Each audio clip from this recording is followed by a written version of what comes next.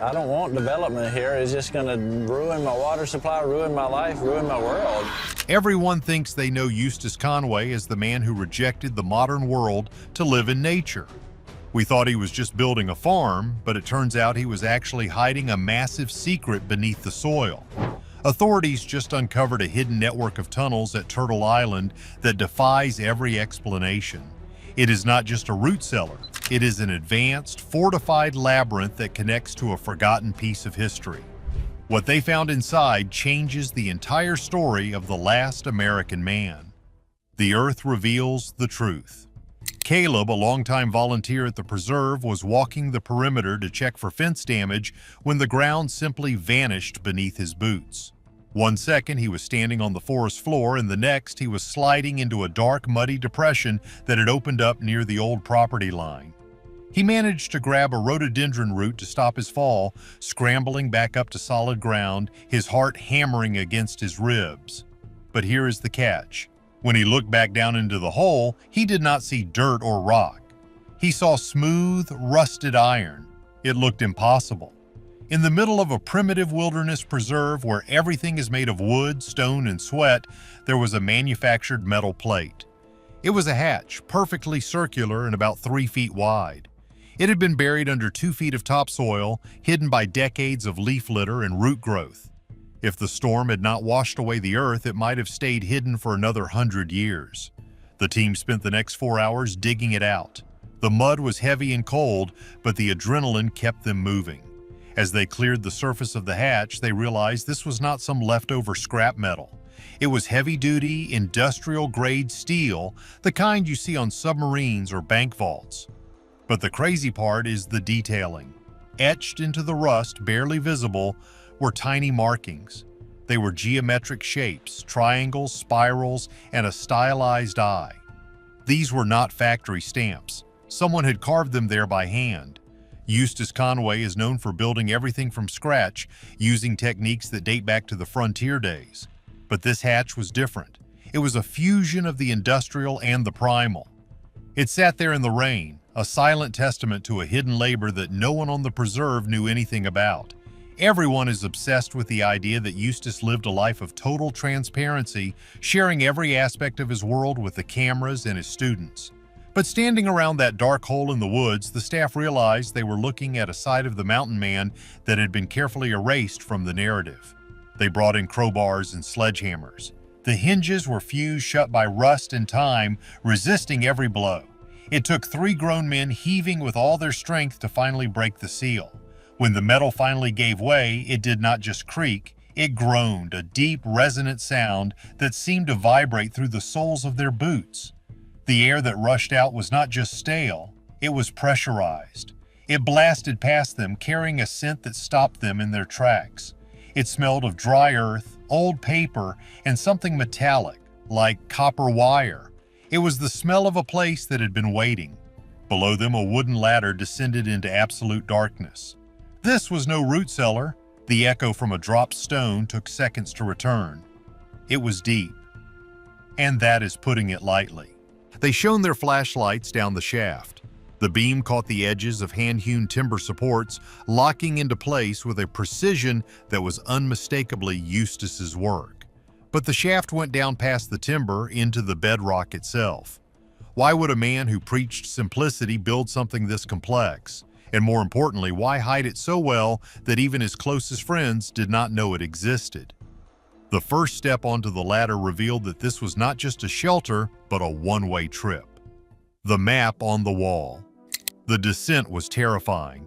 The wooden rungs of the ladder were polished smooth by years of use, suggesting that Eustace or someone had been down here thousands of times. As they climbed down, the temperature dropped rapidly. The humid, stormy air of the surface was replaced by a bone-chilling cold, a constant 50 degrees that felt unnatural. At the bottom, roughly 20 feet underground, the shaft opened up into a horizontal tunnel. This is where the true scale of the project revealed itself. It was not a crawl space. It was a hallway, tall enough for a man to walk upright without stooping. The walls were reinforced with massive chestnut logs, notched together in the traditional style, but the engineering was on a level that defied logic. The air was fresh, meaning there was a hidden ventilation system somewhere, pumping oxygen deep into the earth without any electricity.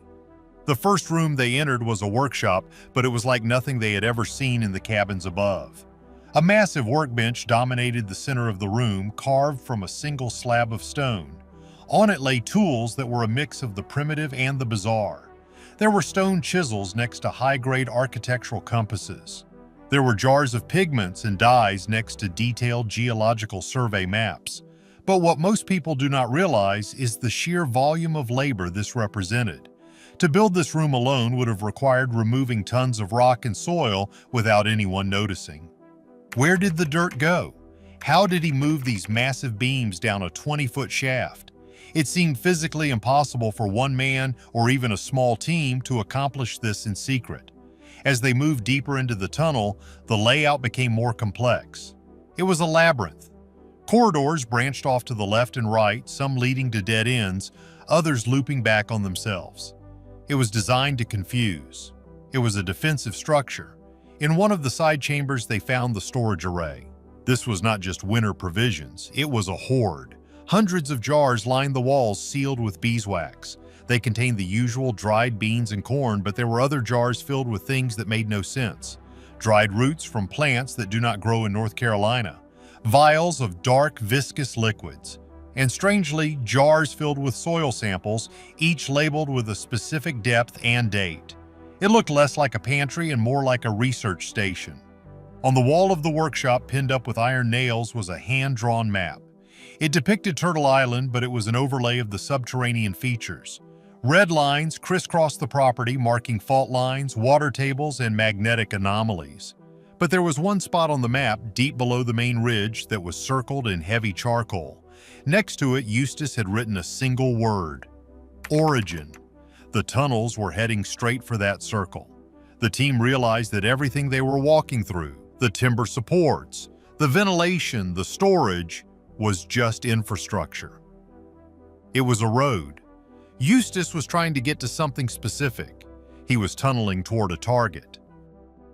The atmosphere in the tunnels shifted as they went deeper. The walls became less uniform. The timber supports became less frequent, replaced by the raw, jagged rock of the mountain. They were leaving the constructed zone and entering something older. The silence down here was heavy, pressing against their eardrums. Then came the transition that no one expected. The tunnel took a sharp turn to the right, and the wooden floorboards stopped abruptly. The dirt path ended. In front of them, rising out of the gloom like a ghost, was a smooth, gray surface. It was concrete, not natural rock, not hewn timber. Poured, reinforced, industrial concrete. The wooden tunnel did not just end, it crashed directly into a steel door from 1964. The Department of Interior crate. This is where the timeline completely collapses. Eustace Conway did not buy the land for Turtle Island until the late 1980s. He was just a child in the 60s, yet staring the team in the face was a blast door that belonged in a fallout shelter from the height of the atomic age. The contrast was jarring. On one side, you had the warm, organic feel of hand-cut wood and earth. On the other, the cold, sterile face of government paranoia. The door was slightly ajar, the heavy steel rusted into a fixed position. Squeezing through the gap, the investigators found themselves in a different world. The air here tasted metallic. The floor was tiled with a linoleum that was peeling and cracked. Overhead, fluorescent light fixtures hung from rusted chains, dark and lifeless. They were standing in a bunker, but why here? Why under a remote ridge in the Blue Ridge Mountains? The room was filled with rotting desks and overturned chairs. In the corner, stacked against the wall, were wooden crates. One of them had been pried open. On the side, stamped in fading black ink, were the words, U.S. Department of Interior, Geological Survey, Project Gnome, Classified. Inside the crate, they found equipment that had no business being in a survivalist's retreat. There were Geiger counters, heavy-duty seismographs, and magnetic field detectors. But here is the catch. The equipment had been modified. Someone, presumably Eustace, had taken these high-tech machines and jury-rigged them. The batteries were gone, replaced by strange handmade copper coils. It looked like he was trying to power them using the Earth's natural magnetic field. This changes everything we thought we knew about the property. Eustace did not just buy a piece of land to live simply. He bought this land because he found this place. He discovered a forgotten government listening post buried in the mountain. But what were they listening to? The Geological Survey studies rocks and earthquakes. They do not build fortified bunkers unless they find something that scares them. On one of the desks, preserved under a sheet of plastic, was a logbook. The date started in 1962 and ended abruptly in 1964. The entries were frantic. They described anomalous vibrations, sounds beneath the bedrock, and biological interference. The final entry was chillingly short: evacuation ordered, site unstable. Seal the primary breach. The government had fled this place. They packed up what they could, sealed the door, and left it to rot. And then, 20 years later, a young man named Eustace Conway found it. But instead of reporting it, he moved in. He built his life on top of it. He spent decades digging his own tunnels to reconnect with this abandoned facility. The team moved through the bunker, their footsteps echoing on the cold concrete. They passed a dormitory with bunk beds that had rusted to dust. They passed a kitchen with canned rations that had exploded years ago. It was a ghost town underground.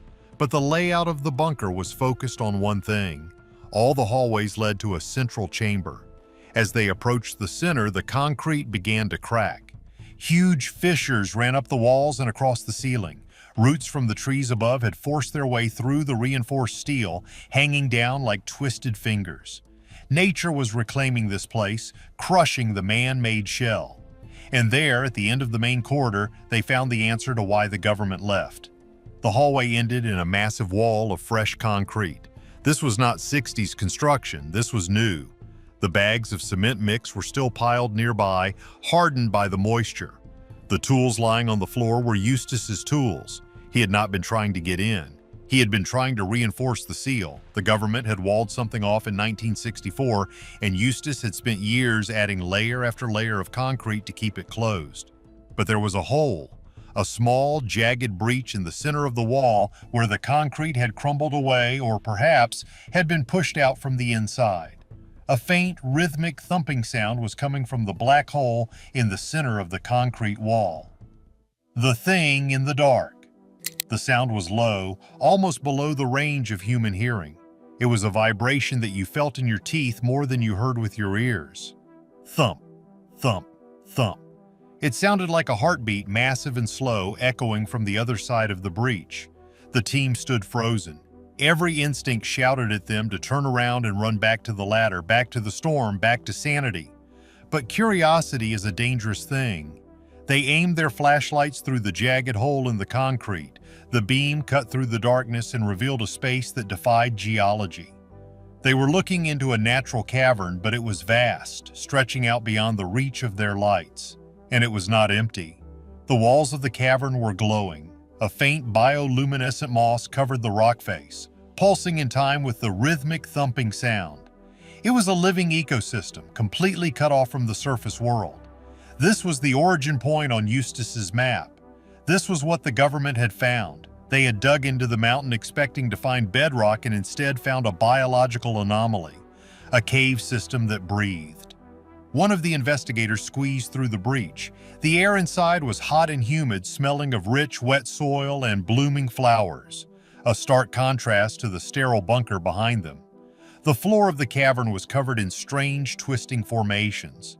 At first glance, they looked like stalagmites, but up close, they looked organic, like petrified roots or bone.